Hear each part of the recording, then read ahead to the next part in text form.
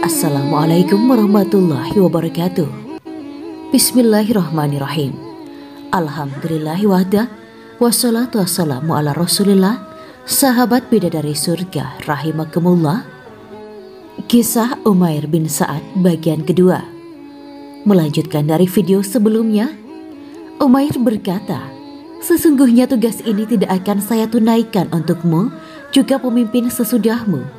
Demi Allah, dengan jabatan tersebut aku tidak selamat, juga tidak pernah akan selamat. Telah aku katakan kepada stafku, Allah akan merendahkan martabatmu wahai Umair dengan jabatan itu. Apakah untuk hal demikian itu engkau tawarkan jabatan kepadaku lagi wahai Umair? Sesungguhnya hari-hariku yang paling tidak menguntungkan adalah saat aku menjadi wakilmu." Kemudian Umair minta pamit untuk pulang ke rumahnya. Umar pun mengizinkan. Seorang perawi berkata, jarak antara Himsyah dengan Madinah adalah beberapa mil. Ketika Umair pulang ke Himsyah, Umar berkata, "Sepertinya Umair mengkhianati kami." Kemudian Umar mengutus seorang ajudan yang sering dipanggil dengan nama Al-Harits dan dibekali 100 dinar.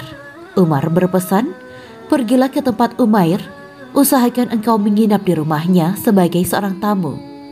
Apabila engkau melihat bukti-bukti kekayaan, kembalilah. Namun jika kondisinya memprihatinkan, berikanlah 100 dinar ini kepadanya." Kemudian Al-Harits berangkat menuju Himsyah. Setibanya di kediaman Umair, ia lihat Umair sedang duduk menenun jubahnya dengan disandarkan ke sisi dinding. Al-Harits mengucapkan salam kepadanya. Lalu Umair berkata, "Mampirlah kemari. Semoga Allah mencurahkan kasih sayangnya kepadamu." Benar, lelaki tersebut mampir. Umair menyapa, "Dari mana Anda datang?" "Dari Madinah," jawabnya. "Bagaimana kondisi Amirul Mukminin ketika kamu berangkat kemari?" tanya Umar. "Baik-baik saja." Al-Harits, "Bagaimana pula kondisi umat Islam?" tanya Umair lagi. "Mereka juga baik-baik saja," jawab Al-Harits. "Bukankah beliau, Khalifah Umar, akan menegakkan hudud atau hukuman?" ujar Umair. "Benar, beliau memukul anaknya yang melakukan pelanggaran, sehingga meninggal dunia karena kerasnya pukulan itu." "Ya Allah, tolonglah Umar, sesungguhnya aku tidak mengenalnya, kecuali ia seorang yang tegas dan keras karena kecintaannya kepadamu," ucap Umair. Al-Harits tinggal di rumah Umair selama 3 hari. Keluarga ini tidak memiliki bahan makanan kecuali gandum sedikit. Mereka sengaja menyisihkan untuk disuguhkan pada tamu.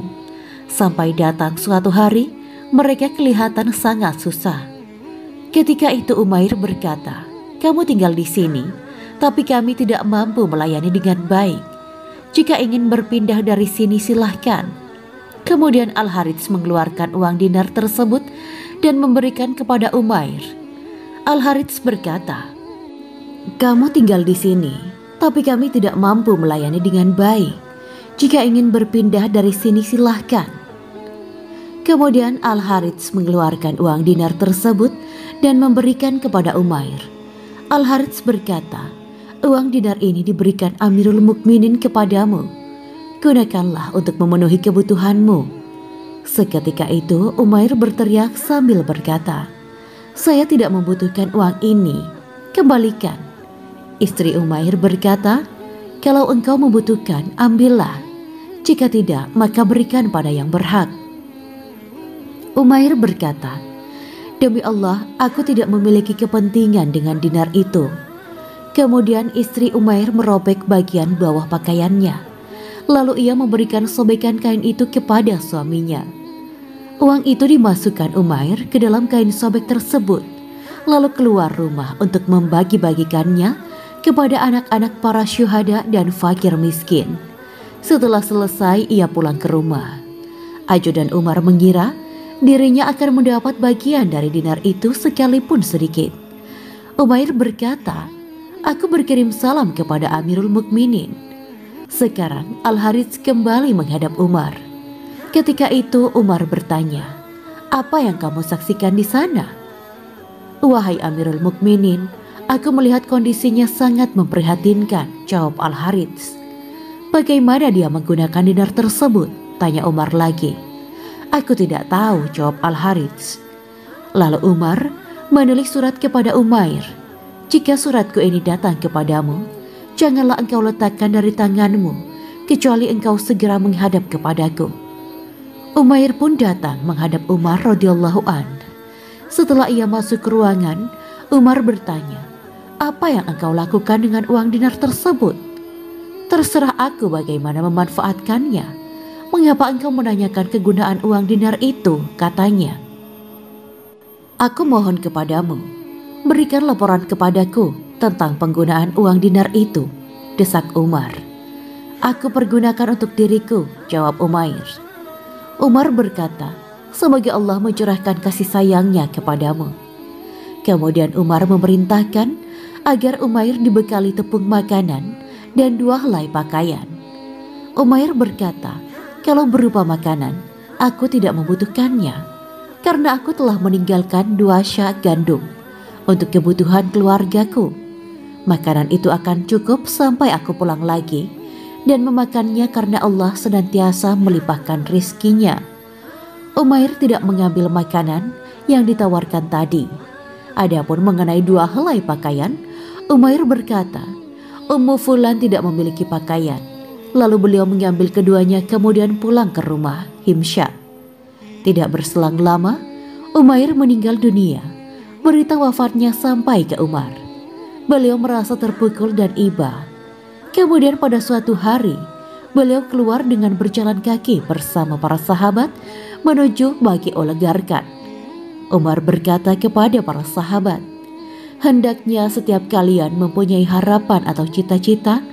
Salah seorang di antara mereka berkata, wahai Amirul Mukminin, aku ingin sekiranya aku mempunyai harta, maka harta itu akan aku gunakan untuk memerdekakan budak karena Allah Subhanahu wa Ta'ala. Sekian dan untuk sekian. Sahabat yang lain berkata, wahai Amirul Mukminin, aku ingin sekiranya mempunyai harta, maka akan aku infakkan di jalan Allah. Lalu yang lain berkata, sekiranya aku mempunyai kekuatan, tentu aku akan membuka saluran air Zam-Zam untuk jamaah haji Baitullah. Umar pun berkata, kalau aku ingin memiliki seseorang seperti Umair bin Sa'ad, aku meminta pertolongan kepadanya dalam urusan kaum muslimin. Demikianlah kisah tentang Umair bin Sa'ad dan Umar bin Khattab. Semoga bermanfaat untuk Anda yang menyaksikan video ini sejak awal hingga akhir. Wa akhiran, wabillahi taufiq wal hidayah. Wassalamualaikum warahmatullahi wabarakatuh.